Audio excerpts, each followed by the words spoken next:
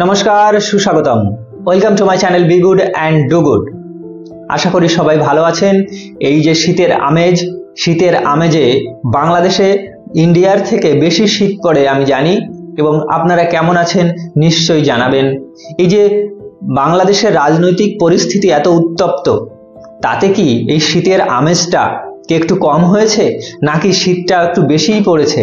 আপনারা একটু লিখে জানাবেন।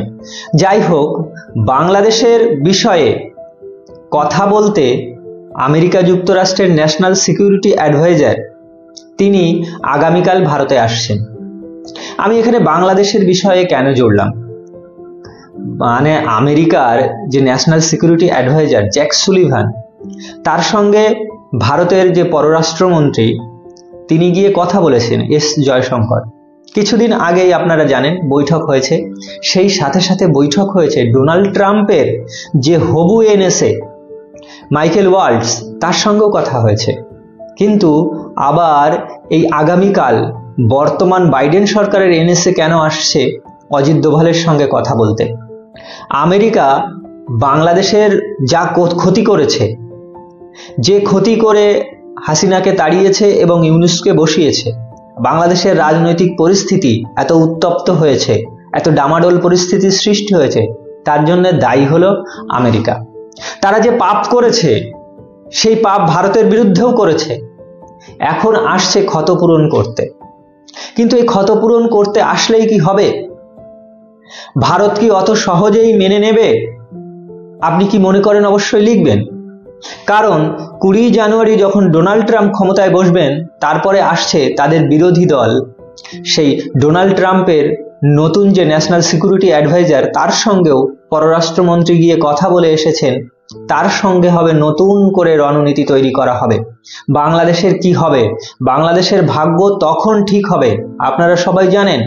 কিন্তু জ্যাক সুলিভান আসছে, যে পাপ তারা করেছে সেই পাপের খণ্ডন করতে আসছে। কিন্তু সেই পাপ খণ্ডন হবে না।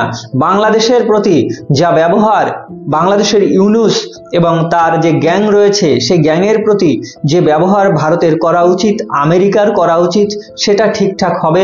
নড়ে চড়ে বসেছে বাংলাদেশের আর্মি চিফ। কি কারণে? বাংলাদেশের আর্মি চিফ তার স্ত্রীকে নিয়ে খালেদা জিয়ার বাড়িতে কেন যাচ্ছেন?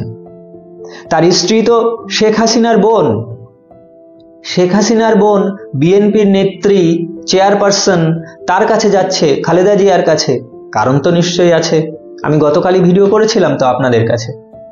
তো এখন বাংলাদেশের যে পরিস্থিতি, সেটা কিন্তু ঠিক হবে এই ভারত এবং আমেরিকার দ্বারা। 20 জানুয়ারি ডোনাল্ড ট্রাম্প বসার পরে বাংলাদেশের ভাগ্য লেখা হবে। এরই মধ্যে খবর আসছে ইউনূস সরকার আবার তুর্কি থেকে 26খানা ট্যাঙ্ক কিনবে। কেন কিনবে আমি আপনাদের বলছি। তো এই 26খানা ট্যাঙ্ক, এই ট্যাঙ্ক যখন যুদ্ধে নামে তখন তারা জলপথে তো যেতে পারে না, স্থলপথে যুদ্ধ করে। বাংলাদেশের 3 দিকে রয়েছে ভারত, আর একদিকে বঙ্গোপসাগর। তো বঙ্গোপসাগরের দিকে যাবে নাকি? যাবে না। তাহলে ওই ট্যাঙ্কগুলো একমাত্র ভারতের সঙ্গে যুদ্ধ করার জন্য নিচ্ছে। তাহলে ইউনূস কি প্ল্যান করছে যে ভারতের সঙ্গে যুদ্ধ করবে?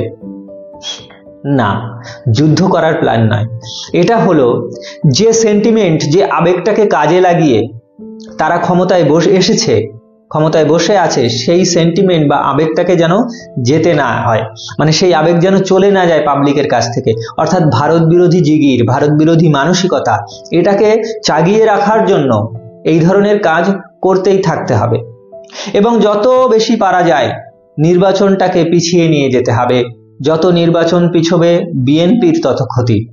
আমি বিএনপির সমর্থকও নই, বা আমি আওয়ামী লীগেরও সমর্থক নই। আমি চাই আমাদের প্রতিবেশী ভালো থাকুক, প্রতিবেশী দেশটা ভালো থাকুক, তাহলে আমরাও ভালো থাকবো। কারণ প্রতিবেশী খারাপ থাকলে আমরা ভালো থাকতে পারি না। সেই হিসেবেই আমি কথা বলছি।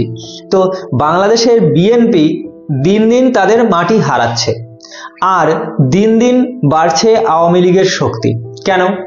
কারণ মানুষ যখন ভোট দেয় তখন আবেগের ওপর ভোটটা পড়ে। আমি নিজে আমাদের ভারতবর্ষে অনেকগুলো ভোট দায়িত্বে থেকে কাজ করেছি, ভোট করিয়েছি। আমি জানি মানুষ যখন ভোট দেয় তখন তাদের মধ্যে যে আবেগটা কাজ করে, সেই আবেগ অনুযায়ী তারা ভোট দেয়। তো এখন দিন যত যাচ্ছে ততই বাংলাদেশের সাধারণ মানুষের আবেগ ওই হাসিনার দিকেই যাচ্ছে, কারণ হাসিনাকে দেশ থেকে তাড়িয়েছে, আওয়ামী লীগের বিভিন্ন নেতাদেরকে হত্যা করা হচ্ছে, আর যত এইসব ঘটনা ঘটছে ততই মানুষের আবেগ আবার আওয়ামী লীগের দিকে যাচ্ছে, আর বিএনপির থেকে আস্তে আস্তে সেই আবেগ সরে যাচ্ছে। তাই যত পিছবে তত বিএনপির ক্ষতি। এখন ইউনূস ভাবছে আওয়ামী লীগকে তো আটকে রেখে দেব, কিন্তু বিএনপিকে এখনই ভোট দিলে বিএনপি জিতে যাবে, আমাকে দেশ ছাড়তে হবে। তারা চাইছে নতুন করে একটা মাটি তৈরি করতে, জাতীয় নাগরিক কমিটি বলে একটা নতুন দল গঠন করতে, যাতে বিএনপির বিরুদ্ধে পরবর্তীকালে ভোটে দাঁড়িয়ে জেতা যায়, সেই রকম একটা প্ল্যান করছে। এখন এইসব করেও কি এই ইউনূস তার ক্ষমতা বেশি দিন ধরে রাখতে পারবে? বিএনপি কি এতই বোকামির মতো কাজ করবে? আওয়ামী লীগ কি চুপ করে বসে থাকবে? আর এত কিছুর পরেও যারা ভারতবর্ষের, যারা সারা পৃথিবীর জিওপলিটিক্স নিয়ন্ত্রণ করে সেই দেশগুলো, বিশেষ করে বাংলাদেশের ক্ষেত্রে আমেরিকা আর ভারত কি চুপ করে বসে থাকবে? আসুক 20 জানুয়ারি, দেখা যাবে কি হয়। আপনি কি মনে করেন লিখে জানান কমেন্ট বক্সে। ভালো থাকুন, সুস্থ থাকুন। জয় হিন্দ, বন্দে মাতরম।